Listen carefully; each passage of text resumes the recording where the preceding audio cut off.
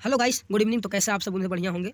और आज हम क्लास 10 का ऑब्जेक्टिव लेकर के आए हैं। हिस्ट्री का ऑब्जेक्टिव है जो चैप्टर नंबर 1 का यूरोप में राष्ट्रवाद। कहाँ में? यूरोप में राष्ट्रवाद। तो चलिए हम इस ऑब्जेक्टिव को बारी बारी से सोल्व करेंगे।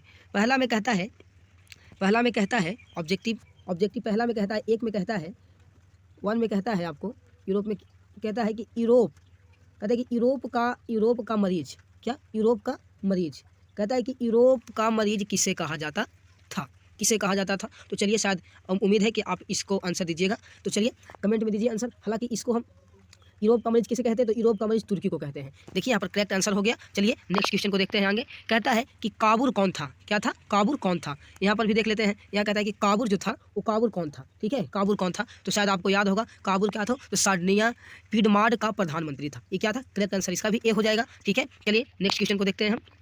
उसके बाद कहता है तीसरा नंबर क्वेश्चन क्या कहता है, कहता है कि मारियान किस देश के राष्ट्रवाद की प्रतीक थी। तो क्या इसको भी उम्मीद है कि आप आंसर जानते होंगे। कहाँ हो जाएगा? तो ये फ्रांस हो जाएगा। क्या हो जाएगा? फ्रांस हो जाएगा। चलिए ठीक है, अगला क्वेश्चन देखते हैं। कहता है 4 नंबर क्वेश्चन कहता है, 4 नंबर क्या क्वेश्चन कहता है कि यंग यूरोप का संस्थापक कौन था। तो आप बहुत बढ़िया से पढ़े होंगे। ठीक है, हिस्ट्री में पहले चैप्टर में पढ़ना है कौन था। तो यंग यूरोप का कौन संस्थापक है, तो यह मेजनी साहब थे। कौन थे? मेजनी साहब। करेक्ट आंसर हो जाएगा। फिर नेक्स्ट क्वेश्चन देखते हैं। नेक्स्ट क्वेश्चन क्या है? कहता है कि कार्बोनरी है। क्या है? कार्बोनरी है। तो शायद आप लोगों का याद होगा क्या है कार्बोनरी है। क्या है कार्बोनरी? तो आप लोग को याद होगा कि ये जो है ये क्या है, इटली। क्या है? इटली में क्रांतिकारियों का एक संगठन। क्या है? इटली में एक क्रांतिकारियों का क्या है, एक संगठन का नाम था जो मेजनी द्वारा बनाया गया था। ठीक है, आगे देखते हैं।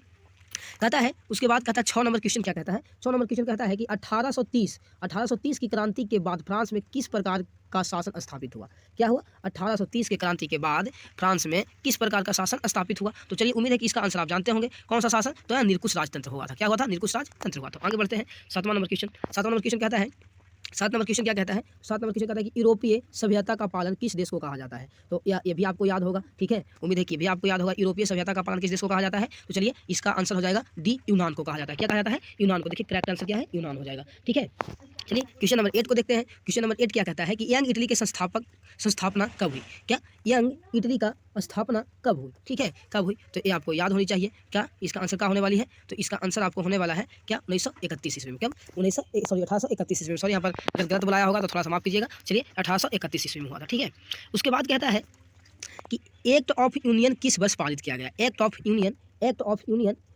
किस वर्ष पारित किया गया। तो इसका भी आंसर आप लोग जानते होंगे शायद। इसका आंसर क्या हो जाएगा? 1707 ईस्वी में। करेक्ट आंसर 1707 ईस्वी में। ठीक है, उसके बाद 10 नंबर क्वेश्चन कहता है कि इटली के एकीकरण का मसीहा कहा जाता है। क्या कहता है? कहता है कि इटली के एकीकरण का मसीहा कहा जाता है। तो ये आप लोग सबको जानते होंगे, ये हमको बहुत बहुत अच्छे से पढ़े हैं। इसका आंसर क्या हो जाएगा? तो मेजनी है। कौन है? मेजनी था। क्या? मेजनी था। ठीक है, आगे देखते हैं। इटली की स्थापना किसने की थी। क्या कहता है कि इटली की स्थापना किसने किया था। यहाँ 11 नंबर क्वेश्चन कहता है कि इटली के स्थापना यानी इटली का कौन मतलब बनाया है ना, इटली को कौन तैयार किया। तो ठीक है, इटली का स्थापना कौन करने वाला है। तो चलिए इसका आंसर आप लोग जल्दी से कमेंट करके बताइए। अन्यथा कि ढेर बचाव क्या होगा, कहेगा कि ढेर बिस्मार्क। तो यहाँ पर गलत आंसर हो जाएगा आपको। ये किए थे ज्यूसेप मेथ्सिनी। कौन? ज्यूसेप मेथ्सिनी। इनका यहाँ पर करेक्ट आंसर होने वाला है क्या, सी होने वाला है। ठीक है, क्या ज्यूसेप मेथ्सिनी किए थे। कौन किए थे? तो आंसर सी हो जाएगा। ठीक है, आगे देखते हैं। 12 नंबर क्वेश्चन कहता है, 12 नंबर क्वेश्चन क्या कहता है, 12 नंबर क्वेश्चन कहता है कि सिडोवा के युद्ध में किसकी पराजय हुई। ठीक है, इसका आंसर भी आप लोग को याद हुआ। तो किसका? तो ऑस्ट्रेलिया का। किसका? ऑस्ट्रेलिया का। बहुत अच्छा क्वेश्चन है यहाँ पर। चलिए आगे देखते हैं। आगे क्या कहता है?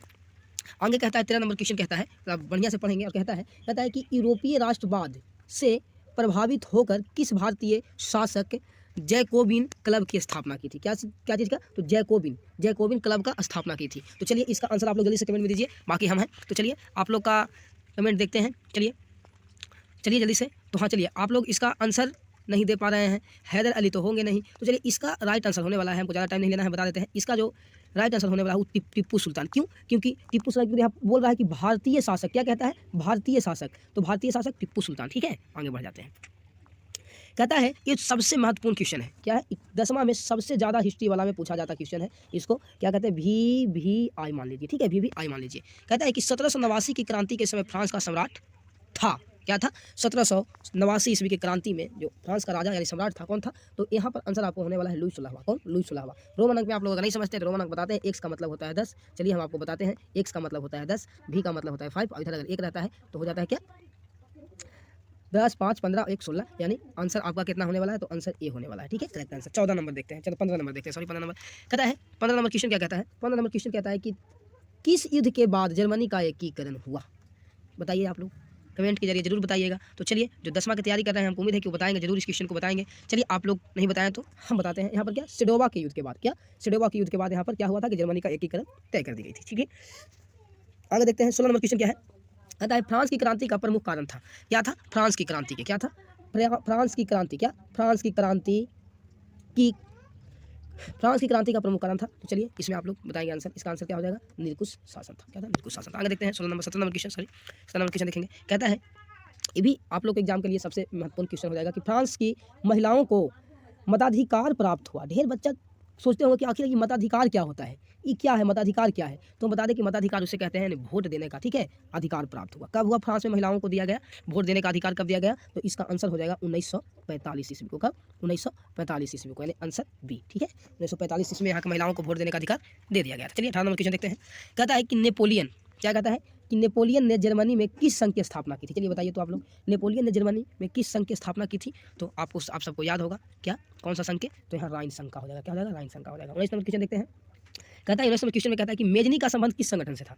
क्या था? तो ये तो सबसे महत्वपूर्ण क्वेश्चन ये भी होने वाली है। ठीक है, कहता है कि मेजनी का संबंध, ठीक है, किस संगठन से था? ठीक है, तो यहाँ पर आंसर आप लोग को हो जाएगा। ये भी VVI क्वेश्चन है। ठीक है, और बढ़िया से थोड़ी सी लंबी वीडियो हो तो मतलब थोड़ा सा इसलिए घबराइएगा नहीं आप लोग। ठीक है, बढ़िया से देखिएगा इसको। ठीक है, तो इसका आंसर फाइनली आंसर होने वाला है कार्बोनरी से। क्या था? कार्बोनरी से। मेजनी का अपना संगठन बनाया था कार्बोनरी। ठीक है, आगे बताते हैं इसको। 20 नंबर क्वेश्चन, लास्ट क्वेश्चन है। अगर थोड़ी सी वीडियो लंबी होगी तो थोड़ी सी मतलब मन को जात के देख लीजिए। आपको इस जो हिस्ट्री का पहला चैप्टर है यूरोप में राष्ट्रवाद, इसमें हम 20 ऑब्जेक्टिव कराए हैं। हमें उम्मीद है कि 20 ऑब्जेक्टिव में पक्का इसमें से 1 ना 2 सवाल तो जरूर ही आता है। ठीक है, 2-3 भी कभी कभी देखने को मिलता है यहाँ से, क्योंकि ये बहुत इंपॉर्टेंट चैप्टर है। ठीक है, तो कहता है, चलिए हम लास्ट क्वेश्चन 20 नंबर क्वेश्चन कहते हैं कि नेपोलियन बोनापार्ट जो था फ्रांस का सम्राट बना। चलिए, क्वेश्चन जो है लास्ट है, बहुत इंपॉर्टेंट क्वेश्चन है। ठीक है, कहता है कि नेपोलियन बोनापार्ट फ्रांस का सम्राट बना था। यानी जो नेपोलियन बोनापार्ट था, ठीक है, ये आपको पता होगा कि लुई 16वां को मार करके राजगद्दी पर बैठा था। और कब राजगद्दी पर बैठा था तो आप लोगों को शायद याद होनी चाहिए, हम पढ़ाए हैं। अगर नहीं पढ़ा, अगर देखनी है वीडियो तो हमारे यूट्यूब चैनल हम अपना डिस्क्रिप्शन में दे देंगे, उस पर जा करके पढ़ लीजिएगा। ठीक है, क्या है इसमें, यहाँ नेपोलियन बोनापार्ट जो था वो लुई 16वां को मार करके राजगद्दी पर बैठा था। कब बैठा था? तो इसका आंसर फाइनली होने वाला है 1804 ईस्वी में। कब? 1804 ईस्वी में। तो ये आपको रहा। ठीक है, 11 मिनट के वीडियो में हम 20 ऑब्जेक्टिव क्वेश्चन करवाए हैं। उम्मीद है कि 20 क्वेश्चन में आपको 3 गो या 4 गो तो जरूर देखने के लिए मिलता है ऐसे क्वेश्चन हिस्ट्री का। ठीक है, तो उम्मीद है कि इस वीडियो को आप लोग लाइक करेगा, और अगर पसंद आए वीडियो तो कमेंट में जरूर लिख दीजिएगा कि सर और ऐसे अगला चैप्टर को बनाइए वीडियो, हम अवश्य आपके लिए बनाएंगे। तो चलिए मिलते हैं अगले वीडियो में। जय हिंद, नमस्कार।